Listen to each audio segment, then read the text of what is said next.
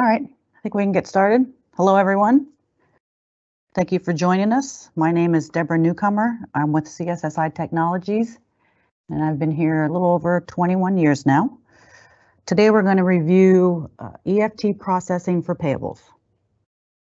There are a lot of setups involved. I'm going to go through all the screens. I don't expect you to remember it all because, like I said, there are a lot. So what we'll do, when we will eventually email everyone the link to this webinar, and we'll also make the documentation available for you so you can go through the setups. So let's get started. The first thing you want to do is you want to make sure that you have the EFT module registered or enabled. Now you can do that if we go to administration page under setup system. You can go to your registration, and then this lists all the modules that you're registered for. You want to scroll down and make sure you have EFT payables checked. If you don't, you can check it, click on validate, everything should be good. And then you'll want to exit out of GP and go back in for that to take effect. It used to be that EFT modules had to be installed separately, but I'm pretty sure now they just get installed automatically. So, you know, if you've upgraded and that got installed, it just may never have been checked here in the registration screen. So that's the first thing we need to look for. Next, we're going to go through some of the setups. The first one you want to do is on the financial page, we need to create the EFT file format. Now, this is what you want to check with your bank. Actually, you have several things you want to talk to your bank about. Number one is how they're going to accept the file, whether you're going to email it, or the most common method is you upload the file to the bank's website. You also want to check on what the fee is, because most banks charge a per transaction fee. So you're going to talk about that. And then find out the file format. Like, there are many different file formats that come with GP. The most common one is the standard NACHA format. Now, if I bring up one of my formats, and by the way, you can have multiple format IDs because maybe you have different files that are going to different banks. We have one customer who sends credit card payments to their credit card company through EFT. So you can have a credit card bank format, your regular bank format, as many as you need. So I'm going to use this Fulton AP account. And then each file format is made up of multiple lines. And then each line has all these different columns. Now, like I said, this is standard. But if you need to tweak it, it's possible. You can change any of these fields. You can add fields, delete. You can look at the different lines to show all the different information. We did have one customer who needed to check this box. Their bank required that the file had multiples of 10 numbers of lines. So we had to check this box and say that we want to have the file needs to be multiples of 10 in the number of lines. Those extra lines need to be padded with 9s. And then the number of characters is just the length of that line, which was 94. So if you need help tweaking any of these, feel free to give us a call. You can also click on the Show Details button and it scroll through the fields to see what field is on each column. And if you have multiple companies set up in GP and you're going to set this up in each one, and maybe hopefully through the same bank, you can create this file format in one company and then click on the Import Export button. And the first thing you do is you choose a file selection or a file location for your export file, click on Export, and then log into the other company and then import. So you don't have to duplicate your efforts. So that's the file format set up. Next we need to do is set up the checkbook. Which checking accounts are you going to use with EFT, and then assign a file format to each checking account. So I'm going to bring up my first bank checkbook ID. And once you've enabled EFT, you'll see these little EFT buttons on different windows that we're going to go through. So if we check on EFT Bank, this is where we put in our bank account information. So it'd be your routing number, bank account number. This is normally the tax ID, bank company name, company ID number. This is something your bank will give you if they need it. If not, sometimes that's left blank. And then these fields over on the right just fill in automatically. I've never had to change any of these fields. So again, it depends on what your bank requires. You then have this communication type field down here. And what you do is if you have like a program installed on your computer that you run to transmit the file to the bank, you can point to that application on your machine, or if it's the bank's website, which is the most common method, you can choose internet link, put in the bank's website, and then after you've generated your EFT file, that website will automatically open up so that you can upload the file. So that's pretty handy. Next, we're going to go to this payables option window. And this is where you tell it whether you want to use check numbers or EFT numbers for the payment transactions. I highly recommend using EFT numbers so they're kept separate from your check numbers. They're easily identified in your check register. And then you put in the starting EFT payment number. Here's where you assign the file format that you're going to use with this checkbook. And you can have it based on vendors. So maybe if one of the vendors you're paying is going to get paid with credit card EFT, and the other vendors are going to get paid with checks or EFT remittances, then you can base this on vendor, set up any 4 different format types. And then when we go into the vendor setup, you'll see where these options are available. That's how you link the vendor to a file format. I'm going to stick with my single format, put that Fulton Bank back in that I just removed.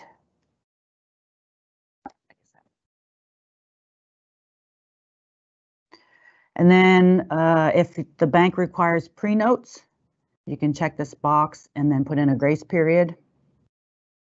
And then here's where your file locations are. When you generate a payment, what location do you want it to go to? If you do pre-notes, you may want that file to go to a different location. And each time you generate a file, the file name includes today's date, and then I'm pretty sure it's like a -1 for the first one of the day. If there's another one for the day, it'll do a -2. And then from here, if you do need to generate pre-notes, you come into the screen and go to generate pre-notes, and then you can pick your file format and then process. So that'll just create a pre-note file. Is just a file that contains the vendor bank account information, but $0. It's just a way for the bank to verify that your file format setup is correct and that the vendor account numbers and your bank information is all correct.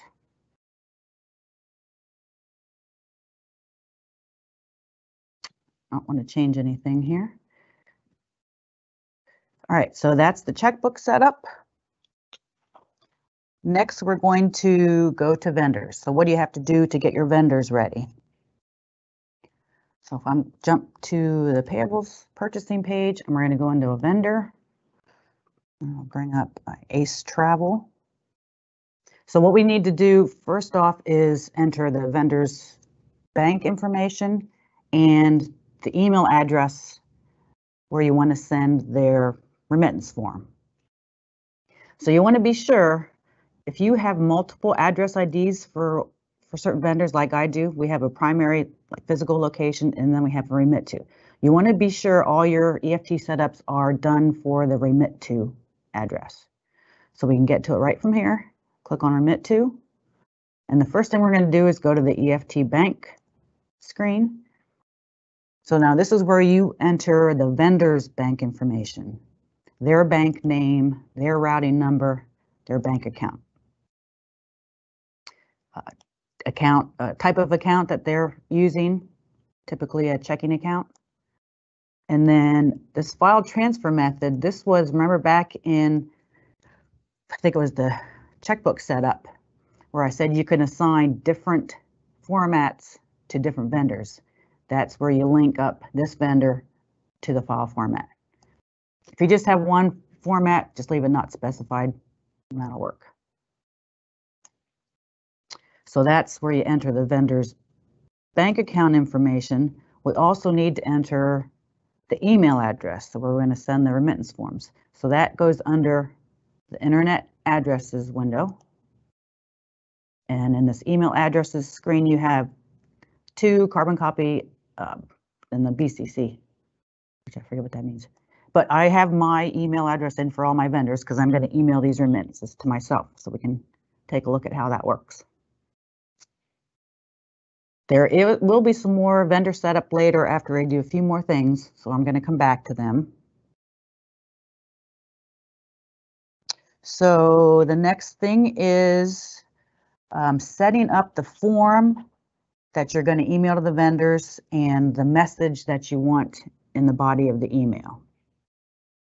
So if we go to, I'm going to start with the form that we're going to email. Now, if you're emailing through GP uses Word templates to email everything. These remittances, if you're doing purchase orders, sales invoices, everything uses the Word template. Now, there are third-party products that you can get that will email your standard GP printouts if you don't want to go with a Word template, because honestly, it can be a little difficult to modify in Word, but if you're good with Word, you shouldn't have any trouble. So we're going to set up the Word template for the email remittance. So I'm going to go to Reports, Template Maintenance, and I'm going to select which report. And for this purpose, we're going to use the check remittance. So it's going to use the standard template that comes with GP. And then what you have to do is you have to click on Assign and assign it to your company. Set as default, which I already have mine set. So once that's assigned, we're good for that. Next, we're going to create the email message. And these things are all scattered all throughout GP. That's why we'll send you documentation, because I'm having to go down my checklist to remember where everything is. So we're going to go to Tools, Set Up Company, Email Message Setup. I think this comes with a payables remittance ID already. If not, you can create one. It does come with a lot of these. WF is workflow. So if you're using any workflow approval processes in GP, where you payables invoice gets entered and then it gets emailed to someone for approval, that's what all these messages are for. Or there's also one for purchase order, so you can email vendor POs. So we're going to use this PM vendor remittance that I've already got created, and it's going to try to access my Outlook, which I'm going to allow. So now all you do here is, hope you can see this okay, it's kind of tiny on my screen, but you put in the message that you want to be in the email. You can also include in the email fields that are in GP. So maybe in the body of the email, you want to include the vendor's name, dear so-and-so, any date information. It's not needed because it's all going to be in the remittance form that we're going to email. And then you have to put in an email address for any replies that come back. So again, I've got that. I've got myself in there. Once you add, if you do add any of these fields, you can click on validate and it'll tell you whether or not all your fields match the document type. Hopefully all is good. So then we can save that. Actually, I don't need to save it because I didn't change anything.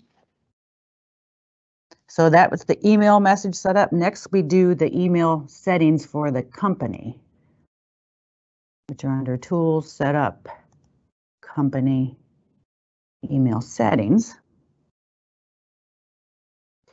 Here's where you tell it, do you want to embed the documents in the message body or send as attachments? The most common ways to send as attachments. And then what file formats are allowed. I think the most common here are Word documents or PDFs. So this is just what you're going to allow. When we go back to the vendor setup, you can specify which format that vendor prefers. Okay, so then once that's done, did I miss anything? I did. I have to go back there. Tool Setup, Company, Email Settings, and go to Purchasing Series. Again, it's going to try to access my Outlook.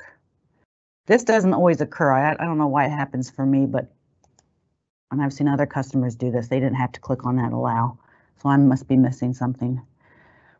So now here's where we're just going to enable purchasing setup. And then if we're going to email purchase orders, what message ID? Here's that list again. And you have to tell it this is a purchase order, which we're not really doing right now, but I'm going to go through it anyway. And then for vendor remittance, which message ID do you want to use here? I have to tell it vendor remittance, vendor remittance. Here again is replies will get sent back to me. Then these two fields down here, allow changing, reply to, or allow update. These pertain to purchase orders only. So if they're checked or not in this, for emailing vendor remittances, it doesn't really matter. Told you it was a lot of setups. We're going to go back to vendor setup one more time to complete that. So if we go to Ace Travel, now we're going to click on this email button at the bottom. So here are the setups for this vendor. Do we want to allow multiple attachments? You can set a maximum file size. And then we're going to enable emails. And here's where we assign this message ID to this vendor. So you can have many different vendor remittance messages and then just tell the system which message goes to which vendor. And then here's where we tell it if this vendor is going to get a Word document or a PDF. So they're getting PDFs.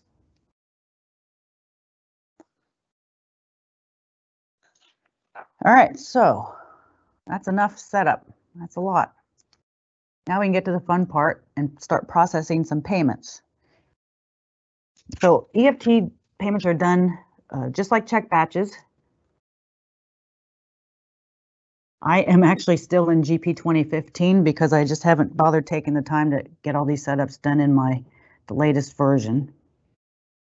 But you'll see if you're on GP 2018 or 18.2.3 that they've changed the wording here. Instead of edit check batch, it's now edit payment batch, select payments, print payments, because of the ability to do EFTs. They just didn't change it till later. So now this process is still the same as if you're creating a check batch. You can go into select checks to select your vouchers to be paid there. I like to use this edit check batch window. And we're going to create a new batch ID. Do we want to add this batch? Yes. Now here's the important part. This payment method, check or EFT. You want to be sure you select EFT because then when you're selecting vendors, it won't let you select a vendor not set up for EFT. So that's very important. And you need to select your checkbook that is set up for EFT processing. Now I can save that and tab. And now I just go through the usual steps of selecting vendors to be paid. So I had Ace Travel. We can pay an invoice for them. I know one of my other vendors set up is Advanced Office System. I can check a couple of documents there. Now, if I were to select a vendor that's not set up for EFT, it gives you a message saying county region assigned to the vendor's email address is missing.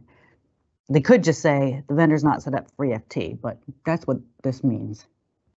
So I know I've selected an incorrect vendor.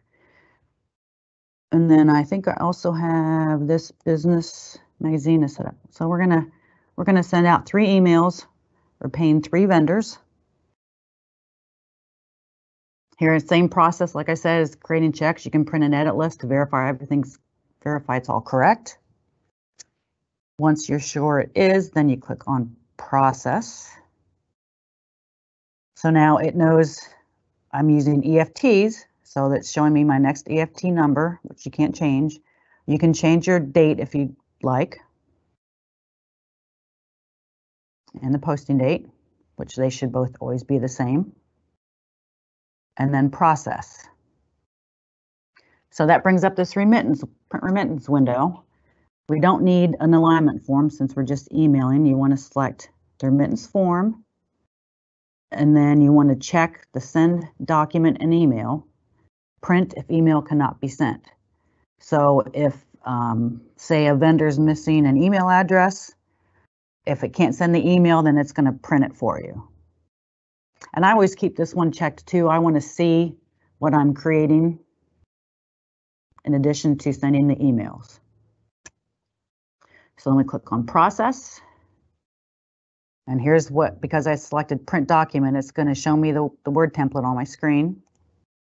And then also is going to print an exception report. So this will show you if there are any problems generating the emails, like a missing email address. So we're going to say OK and send that to the screen.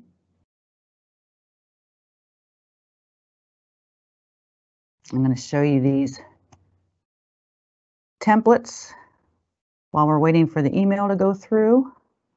And yes, like I said, you won't have to do this. I'm just missing something in my Outlook settings, but you won't have to go through all this allow every time.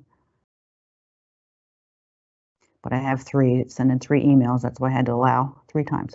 All right, so here's the exception report. Yay, no errors. And it's sending 3 documents, and they should all be coming to me since they all have my email address. So that's good. Success. This is what let's process that later. Oops. This is what the template looks like. And like I said, this is done in Word. So you can modify this in Word. You can add your company logo.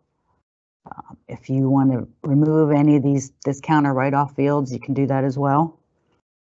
But that's just the standard format. And I've got, that was the Ace Travel. Here's the advance where I paid 2 invoices. And then there's the third one. We'll be seeing those again once I get the email, which hopefully won't take long. But while we're waiting for my email to come, I just want to show you what I've done in SmartList. I've used the SmartList designer to create a list of vendors that are set up with EFT. So this was done in the designer, by the way, which you can do if you're doing a new one and you want the list under the purchasing folder, you select the module and then do a new. But I already have one set up called EFT vendors, but I can go into modify just to show you how this was created. I used the vendor master file, take the vendor ID and name, and then all the EFT bank information is stored in this file called address electronic funds transfer master. So I had to link the 2 tables together so that I can get the name and their bank information. So then I have this smart list here, and these are the vendors that are set up as EFT. So if you forget who you've set up so far, this is helpful to see who's missing what. Like I have this one set up, but apparently I don't have their bank account information in yet. All right, so I think I got some emails here. Oh, there we go. There's 3 emails. Here's that the email message that we had set up, and then the PDF to this vendor. Let's see who this is. So that's to Ace Travel. So it doesn't take long for the emails to go through. Here's this vendor wanted a Word document, so we've seen this already, but I'll open it anyway. That's that. So that's what they get. Once the setups are done, the processing part is pretty simple. We're not quite finished yet though, because we want to go back in and post our batch. So I'm going to reselect that and I'm going to go directly to post because I've already printed them and emailed them. So I'm going to click on process to post.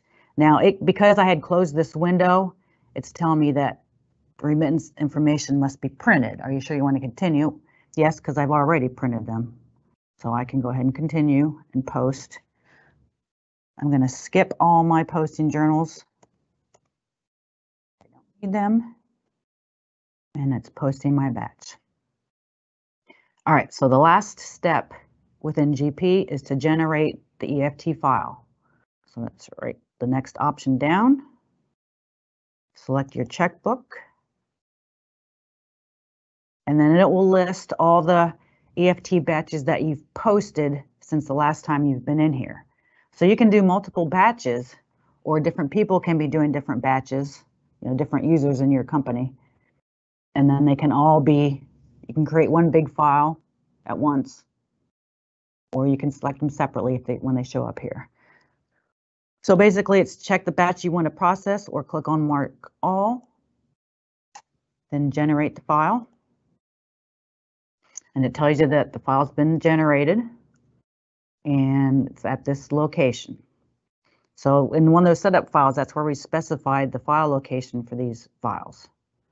So now I have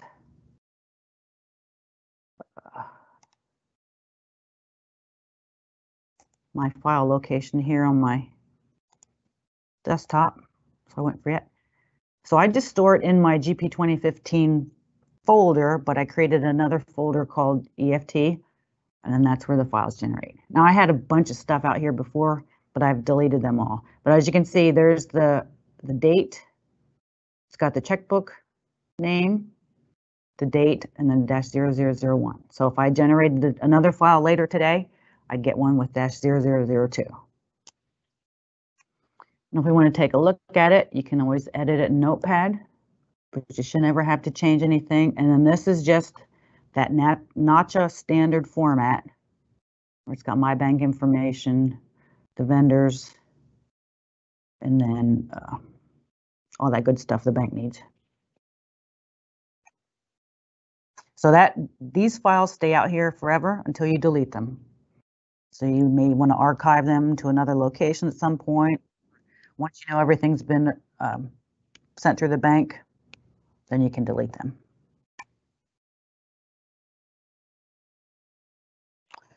So that's the process. I'm just checking my notes and make sure I didn't miss anything. That was fast, but like I said, a lot of setups, and we will send you all this documentation on what all you need to do. But I'll tell you, once it's all set up and working, it's so handy. No more, stuffing the checks and envelopes, and look at all the postage you save. So well worth all the setups. Does anyone have any questions? Feel free to post them in the chat.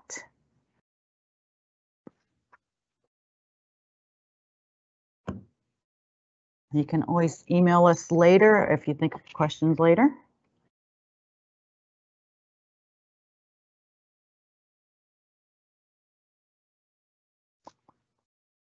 Okay.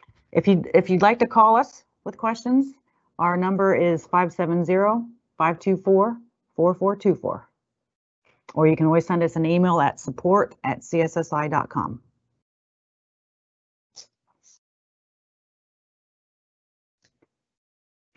We'll also send out a link to the recorded webinar when we make this documentation available, so you can always watch it at a later date. Once you're ready to set this up, you can go through the webinar again if you'd like.